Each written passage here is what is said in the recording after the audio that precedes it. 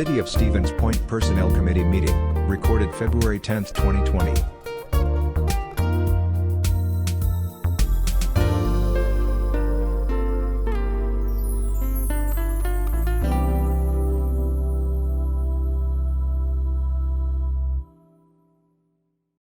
Personnel Committee is coming to order at 6 o'clock promptly and with everybody in attendance. Yes. Can't speak for other committees, but we're all here. We have two items on our agenda.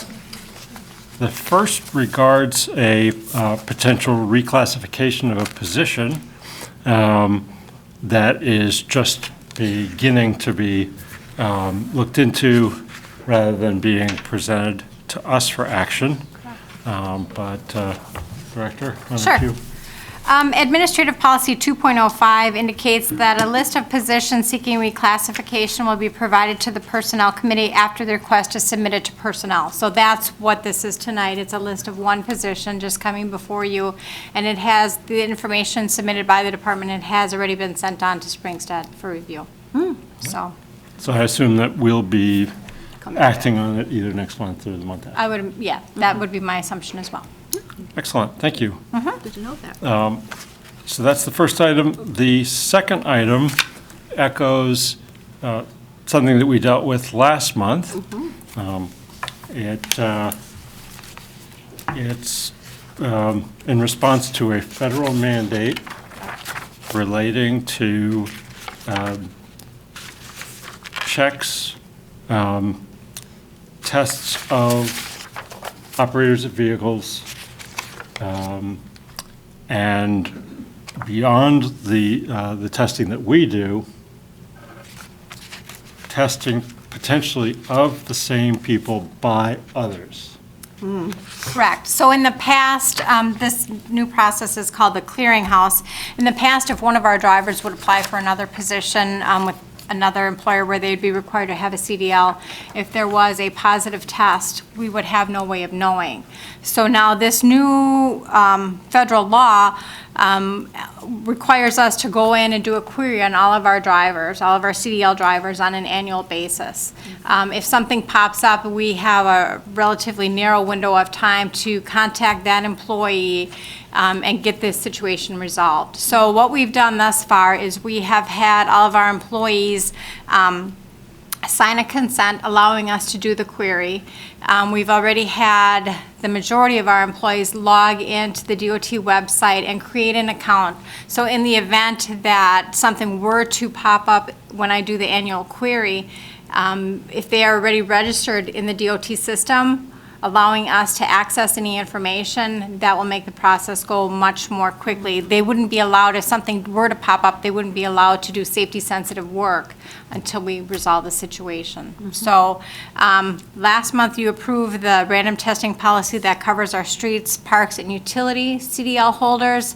And we already got copies of the policy, the updated policy in the driver's hands with their signature sheet, signed off on, filed away. So this one would be for our central transportation employees. They're a little bit different in that they fall under both the DOT guideline and the Federal Transit Administration guidelines. So that's why it's a separate policy. So this is for the central transportation Yes. bus and shuttle drivers, Yes. right? Correct. Any discussion or questions from Does the it committee? seem like these new regulations will accrue any new costs or burdensome costs as part of this processing? Yes, so when I do the query, actually I had to sign in and create an account with the clearinghouse, and I had to purchase a block of queries. So I think I spent $100 or $125. They're $1.25 a query. So we have to do that once a year. So yes, there is a cost, and not a huge cost, but there is a cost. And then like for the testing and things, we already have contracts or people that you typically work with for those Correct. services, so that's not like a No, that's new not procedure, anything new new. No, process. that's not anything new. We'll be working with the same providers we've been using for quite some time. So, yep, no new cost there. Yeah, could you clarify for me a little bit how we use those SAPs, I guess they're called. The substance abuse professionals? Yeah. Some are headquartered in De Pere, but I expect that we have some people here too to help. So, right, the De Pere address, the substance abuse professionals we use are part of our employee assistance program. So yes, they travel here locally. Their main business address would be De Pere, but yes, they have people come here. locally. Yes, yes. And as another piece of this as well, and I think we talked about this a little bit last month, training for the employees on the impact and the dangers and issues of drug and alcohol use. So I also reached out to our employee assistance program and am going to be coordinating training for these groups of employees, and my goal is to also videotape, Sarah, at least one of the trainings so that we can use that for when we hire new employees as well. Thanks. Other questions? Is this part of like a bigger employee manual, or is this a standalone? This is a document? standalone policy. I think similar to the policy that we reviewed last month, it would probably be helpful if in the beginning of the document, there's something explaining what all these Yes. Oh, the acronyms? acronyms are. Okay. Go. Because Sure we do sometimes that. it says what they are and other Sure. times it doesn't. And I just kept flipping to try to find where Sure. it said what they were.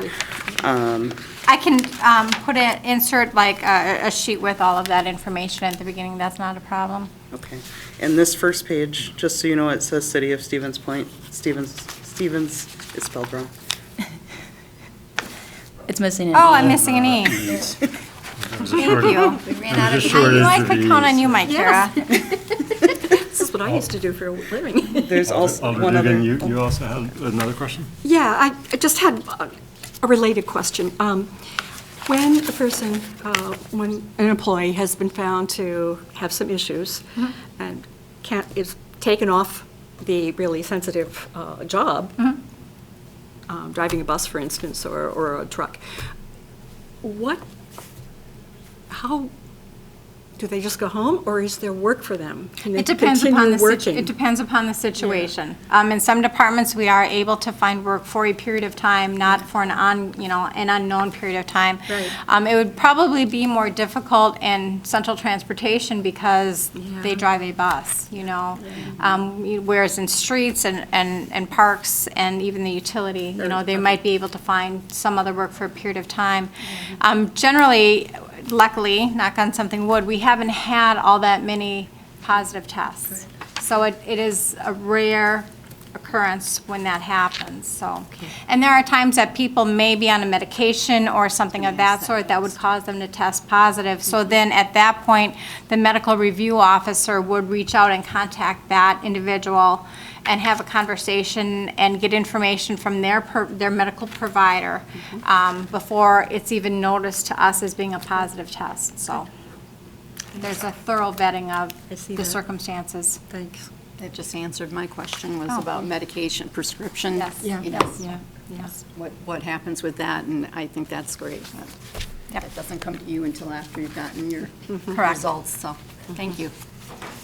Anything else, Alder Zarzua? Just a question, this is on page 9 and 10, where it has the FTA procedures and then the FMCSA procedures. Is there any consideration to just like adopt whichever one is more stringent instead of having the duplication? I think, no, we are kind of required to have the duplication simply because they fall under both, the FMCSA and the FTA. Okay. Good question. All I would add to what Alder Dalton was saying before is that probably the more significant cost than those fees is your time and others' time. But it's a law. If we're- We have no choice. no choice. Just so we have the full picture there. Any questions or comments from anyone else? Seeing none, then I would entertain a motion. Move to approve the policy, With the amendments. the amendments as discussed. A motion from Alder Zarzua, A second? a second from Alder Dugan. All in favor, say aye. Aye. Any opposed? The motion carries. Our agenda is exhausted, and we are adjourned at 6:09.